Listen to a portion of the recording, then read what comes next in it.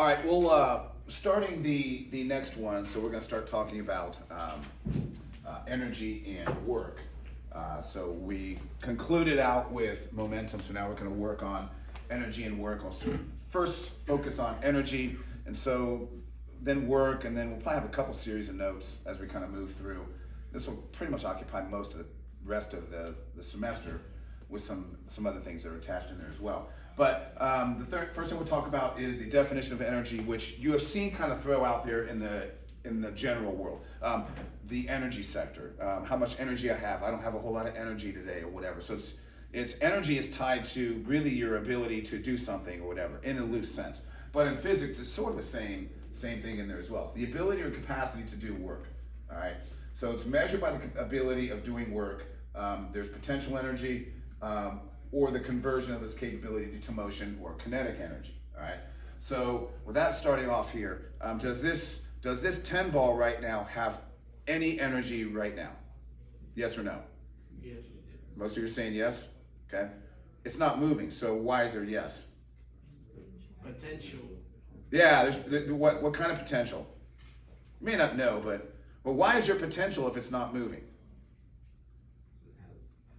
Yeah, it has height. Good. Nice job. Nice catch. Okay, yeah, the spirit of this is, okay, yeah, it's not moving. So some people say, well, it doesn't have any energy. It's not moving. So when I let it go, what? It drops, doesn't it? I didn't apply any force to this whatsoever. I just let it go. So it had potential energy just by being here, all right? And it's going to be tied to three things. One of them is height, all right? And the other two things are going to be, it has to have mass, and then it has to have some sort of acceleration component to it. In this case, the gravitational force of gravity. The gravitational acceleration of gravity. All right. So it has height, it has mass, and there's gravity. So it has potential energy. Okay. Is it the same energy here as here? Well, no, because this has more height, so this will have more energy. All right. Same mass, same gravitational constant, but greater height. So you can vary it. The ability to cause change. Think about things that have energy in them. All those things can make something do something. It's what causes change in everything. Nothing changes without some energy causing it. All right. And some energy that causes it will be tied to work. We'll get into work in a little bit. We're just going to talk about the general concept of energy first to start off with. And there's two types of energy, kinetic and potential energy. And those are the two biggies we'll talk about today and what you'll be on for the next few days. All right. How is all energy divided? It is divided between potential energy and kinetic energy. It's either one or the other. If it's potential energy, the two ones we can kind of tie to this are gravitational potential energy and elastic potential energy. We'll talk about all three of these today. And I'll get to elastic potential energy here in a second. All right, so but the first one we'll talk about is gravitational here in a bit. So there's energy that's, so the broad definition of potential energy is that it's energy that's stored due to its position or shape. It's stored energy. So there's two types of potential energy, as I said, gravitational and elastic. Now, the first one, potential energy that depends on an object's height above a reference point, okay? It is potential energy equals mass times gravity times height. Simply put, those three components multiplied together will give you gravitational potential energy. It's calculated by those. So what's the G? It's going to be the acceleration of whatever planet that you're on. Well, for the most cases, we could be on Earth, so that's going to be 9.8. We will most likely drop the negative when we deal with energy. It's sort of a scalar component, so there'll be time that we're going to really look at just being 9.8. There's really no sort of directional component related to it. Either you have a quantity of energy or you don't. All right, it's not directional dependent, and so forth. So again, there's the equation. We'll use PE for potential energy. Sometimes you'll see me use GPE and so forth. That's N, G, and H. Talked about those, with G being the gravitational constant, H being height, M is mass. Books on a shelf have gravitational potential energy. Which books have the most gravitational potential energy? Which of these books would have the most gravitational potential energy? The ones on the top, right? Okay, for the most part. Will that always be true? It won't. Okay, good, very good. Now, the reason being is I've got the top shelf here, and I've got this middle shelf here, and I can look at this little red book here as being a book, but then I've got this yellow one is wider, which this thing has more mass. So is it possible for this yellow book, even though it's not at a greater height, have more of a potential energy than this one? Well, yes, it would.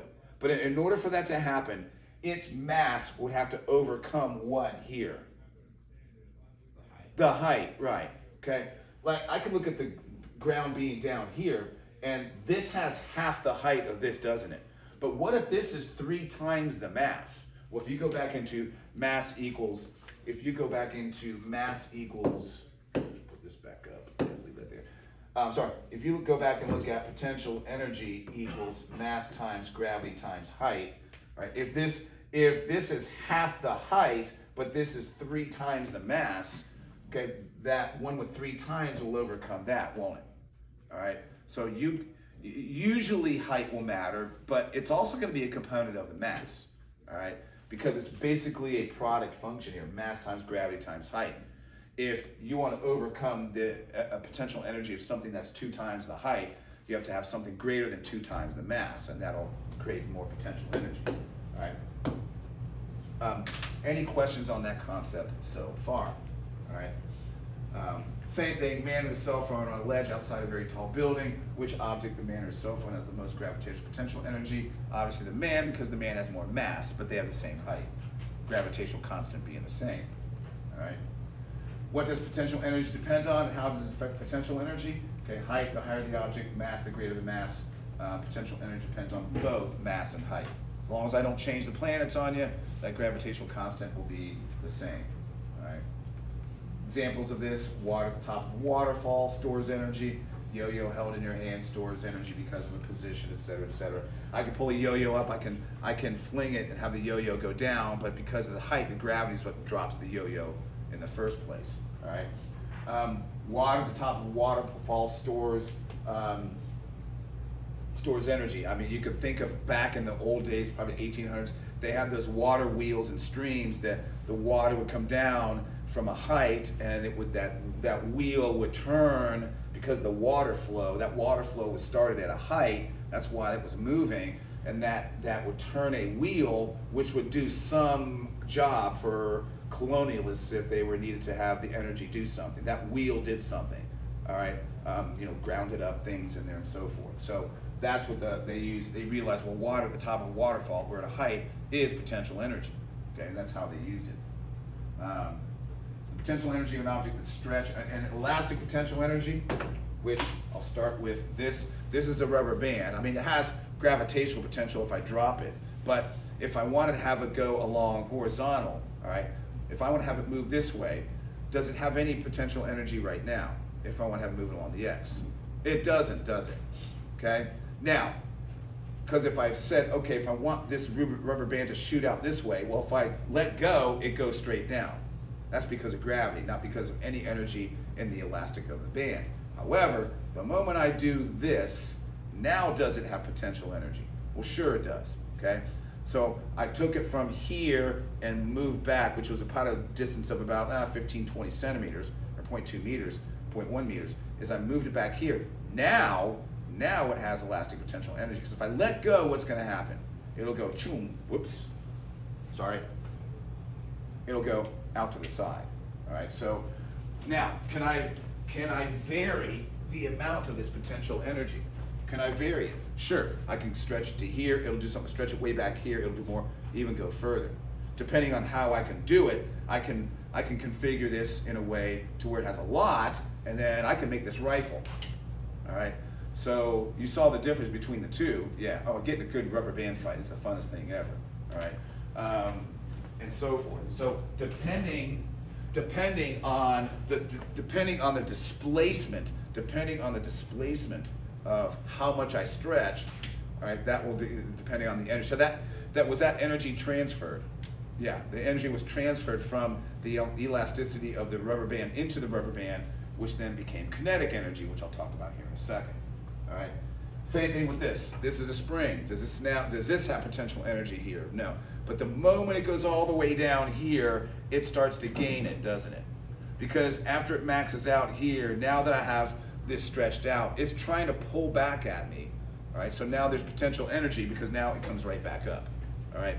So springs, bands, all are a type of elastic potential energy. All right. stretching a rubber band. I think it referenced the bow, archery bow, a tremendous use of elastic potential energy. Here's the equation for elastic potential energy. We'll use U. Sometimes I'm going to use EE. U equals 1/2 kx squared. K is the spring constant. X is the displacement of the spring. U is obviously the variable we're going to use for elastic potential energy. The X, like I said, is the displacement, how far you stretch some sort of object. That's going to be displacement. And the K is a spring constant. And it's each substance, or metallic or rubber or whatever, depending on its mass, its consistency, its molecular makeup, has a different spring constant. All right. And that spring constant, the larger the number in that spring constant, generally the more resistance it has or the more tension it has in the spring. All right. And you'll hear engineers who are involved in mechanical engineering talk about spring constants of various materials, because are springs used in a lot of engineering things? Well, sure they are. Okay. There's springs used in the simple design of a ballpoint pen. Click, click, click, click. They have a spring in there that allows it to go down. You click that ballpoint pen down, which I probably have it in here. I click this down, there's a spring in there. That spring now is full of potential energy, isn't it? Because it's now compressed. The moment I do this, I can let go of this. It's not because my finger's going to move this ballpoint right back up. It's because I let go, and that spring has gone from elastic potential to kinetic energy, and boom, the pen retracts. So there's a spring in there. Does it have to be the right amount of spring to do this? Yeah, too weak of a spring, it doesn't do anything. I mean, too much, it won't fit in there. So spring constants kind of are more of a very scientific element as far as it's designed to put in here. The reason why everything has a spring constant is related to kinetic energy because of conservation of energy, which you'll see in a bit. The spring constant has to be put in as a concept of conservation of energy. All right. Let's see.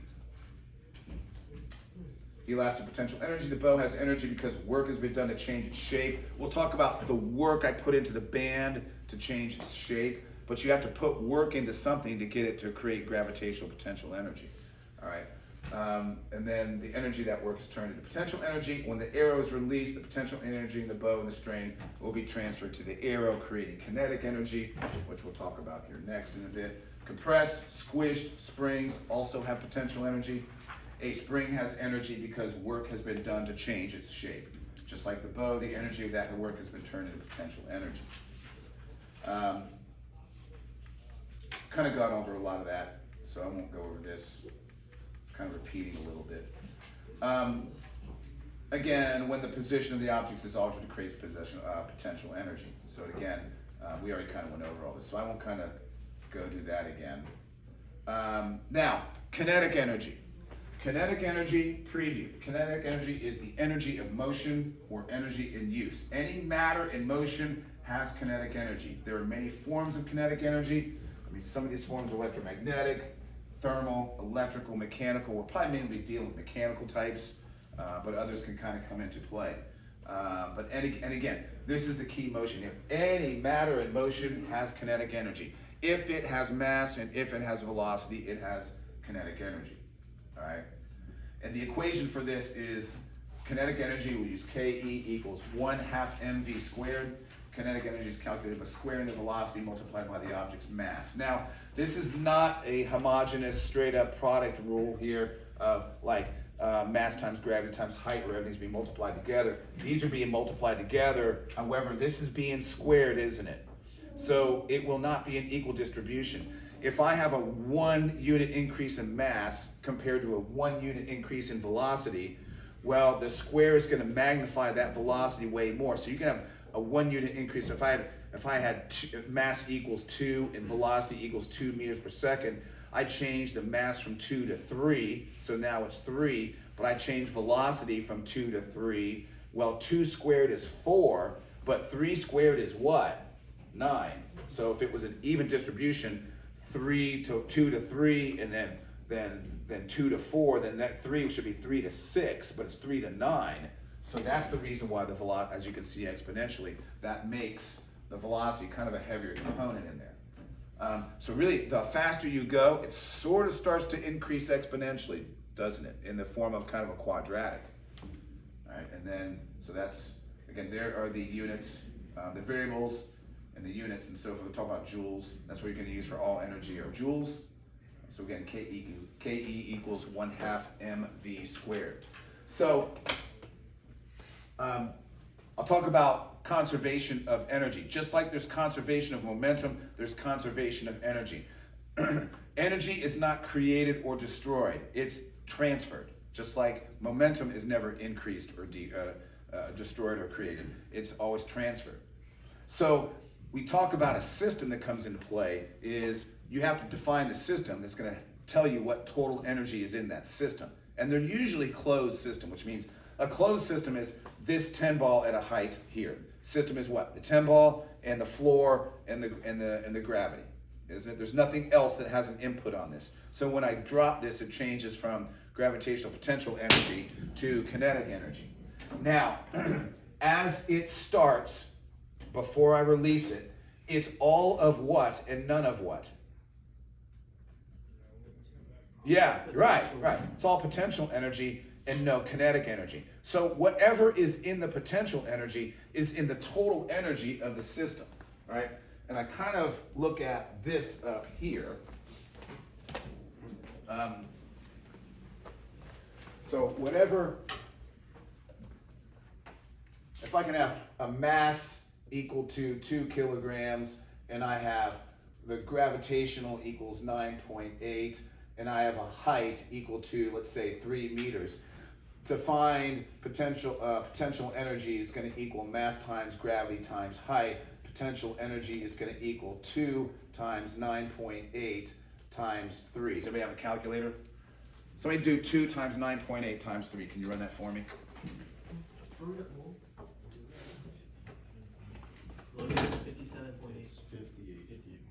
58 point what? 8. Yeah, 58.8 joules. Okay, so I'll circle that. Has 58.8 joules. It has the total energy of the system is 58.8 joules. No kinetic energy. So as I drop this, it will now lose what and gain what? Lose potential. Yep. Very good. Nice job. It will lose potential and gain kinetic. So of this starting 58.8, it's going to start dropping. The potential energy is going to drop. It's going to transfer into kinetic. But what's the total energy as this thing goes down all the way? The total energy in the system will always be what?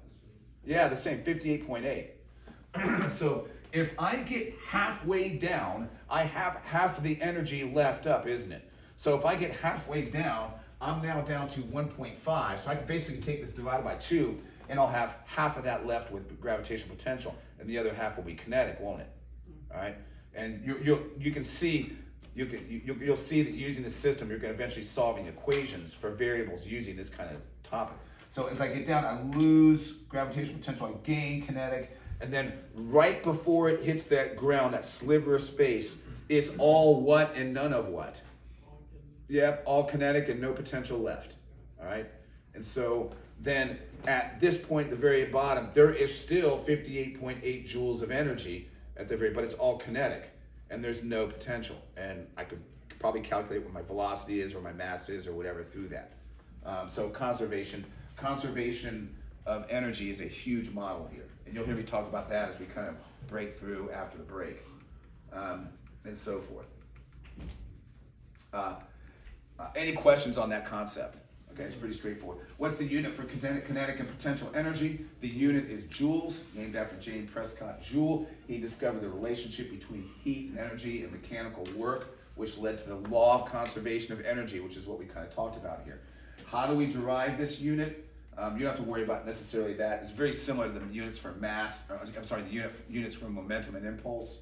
The units for momentum and impulse never got a name like newtons or whatever. They just use the units put out in a multiplication. But we're going to use joules for energy. Now, velocity is speed. The faster the object moves, the more kinetic energy it has. Mass, the greater mass of a moving object, the more kinetic energy it has. Kinetic energy depends on both mass and velocity, obviously. which affects energy more, mass or velocity of y, and y, as I said before, velocity has more of an effect on kinetic energy because the velocity is squared. That same mathematical component I talked about there before. All right. Talked about examples of kinetic energy. That's pretty straightforward. If you've ever ridden the old style roller coasters without any mechanism to re-bring them back up a hill, it's all gravitational potential energy. You're basically all over the Newton's laws and some of the gravitational potential energy on this. So all the energy here at the top will be transferred to kinetic energy as you go down a roller coaster. And that energy at the top has to get you all the way to the end of a roller coaster. And it usually does, doesn't it? Okay. And as you go down, you'll lose gravitational, you'll gain you lose potential, gain gravitation. Lose potential, gain kinetic. As you get to the bottom, okay, you'll have all kinetic, but then as you start to go up another hill, you'll lose the kinetic, you'll gain potential, and so forth. All right. If I put a second hill higher than this first hill, will it get up the hill? No. Okay. Because in order to get up the hill, it has to have the same amount of energy at the top of the hill. So height matters in all this. All right. You guys will probably be doing a roller coaster project related to this somewhat after the break, probably starting in mid-January. And what you're going to do is build paper roller coasters, and you're going to run marbles down them. All right. And that's kind of what we're looking at. That's a multi-week project that we kind of have to look at getting done. The object is not to have the marble go down as fast as it can. What's the object? Is have the marble what? Be able to finish. Well, yes, be able to finish.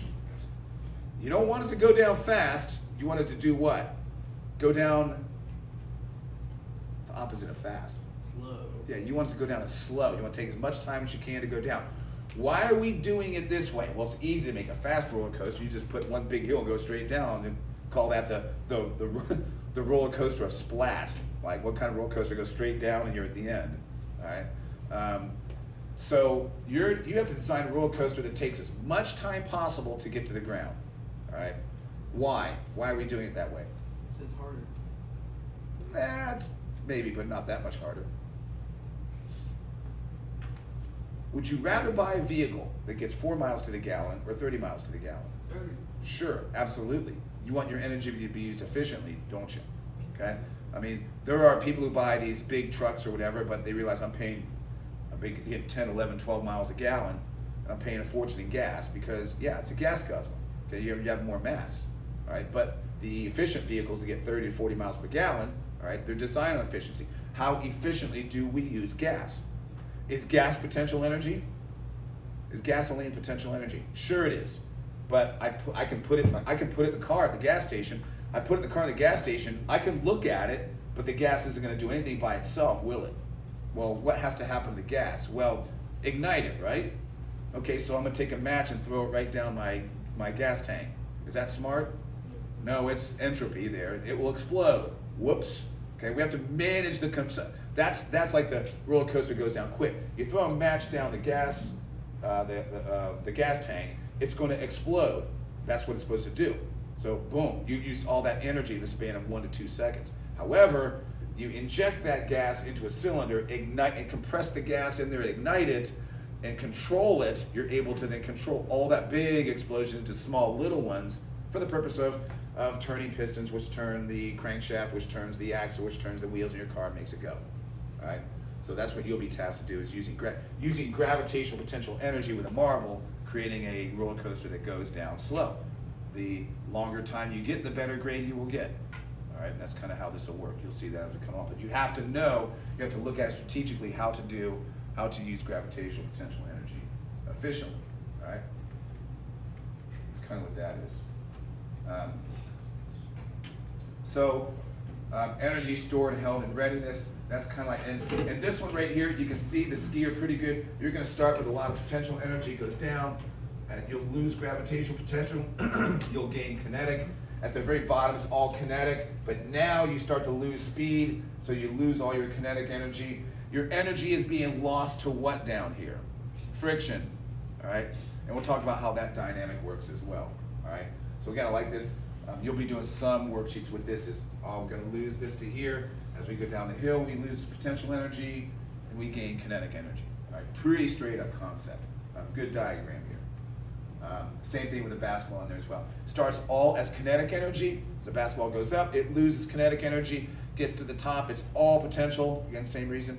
Then all potential, no kinetic. But then when the basketball comes down, starts to gain kinetic energy and lose potential. Same concept. All right. Any questions? Any questions? That's it for energy notes. Next, you'll start on the worksheet, which you'll probably get tomorrow. All right. So